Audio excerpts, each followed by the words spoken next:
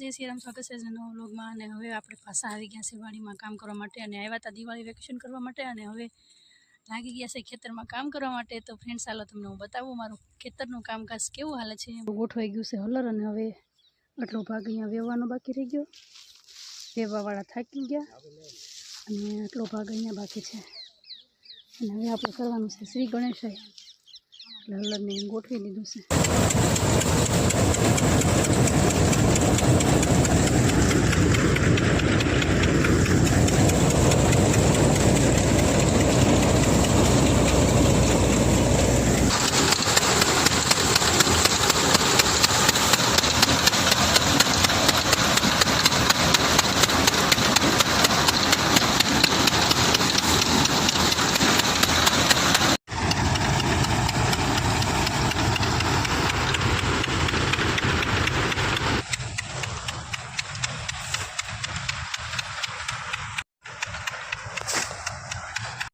આપણે છે ને હલર ચાલુ કરી દીધી છે એટલે આપણને ઓરવાનું એમાં બહુ ખરું નહીં એટલે આપણને વેવવા મૂકી દીધા એટલે હું છે ને ગામનું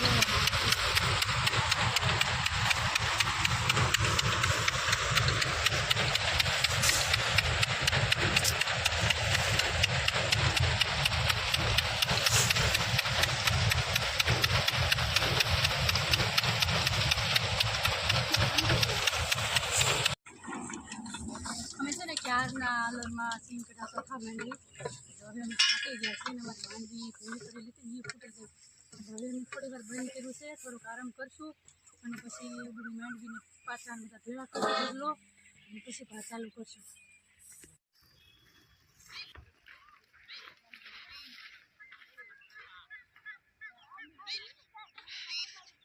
તો ફ્રેન્ડ્સ હવે અમારે છે ને પાછું ચાલુ કરી દેવાનું છે હલર અને હવે દિવસ પણ થોડો કમથોત રહ્યો છે, જો આટલો દિવસ આમ છે ખાલી અને અમારું એટલું બધું કામ થોડું ઘણું કર્યું છે અને થોડોક ટોક કરી નાખ્યો છે પાથરાનો, પાછો એટલો ટોક થઈ ગયો છે। હવે અમારું કામ ચાલુ થશે પાછું। ચાલો ફ્રેન્ડ્સ હવે કન્ટિન્યુ કામ કરવા માંડી પડી અને પછી કાલે ખબર નહીં ક્યારે પૂરું થાય એમ।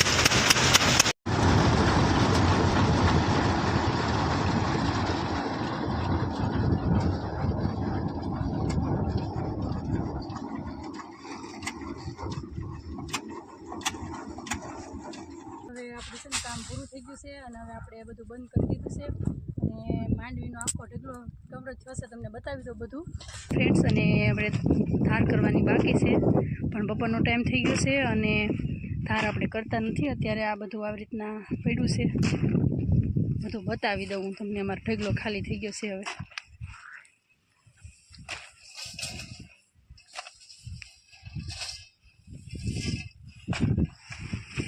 હવે આ માંડવીનું ખળવું ને એવું બધું અમારે બધું લેવાનું, પણ અત્યારે તો બપોરના 2 જેવો ટાઈમ થઈ ગયો છે, 2 વાગી ગયા, જમવાનું બધું બાકી છે ને અમારું ખેતર હવે ફાઇનલી ખાલી થઈ ગયું છે ફ્રેન્ડ્સ।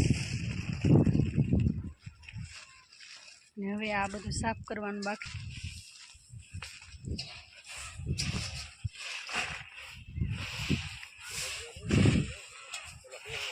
તો ફ્રેન્ડ્સ હવે માંડવીનું કામકાજ પૂરું થઈ ગયું છે અને હવે આપણે ફ્રેશ થઈ ગયા છીએ અને ખેતરમાંથી છૂટી માંડવી વીણવાનું ખળાનું કામ ને બધું બાકી છે. એ લોકો કામે ચડી ગયા છે બધા. તો ફ્રેન્ડ્સ હવે આપણે છે ને આવી ગયા છીએ પાછા ખેતરમાં, કેમ કે અહીંયા માંડવી બધી એમને પડી છે ખેતરમાં, એટલે વીણવાની બધી બાકી છે.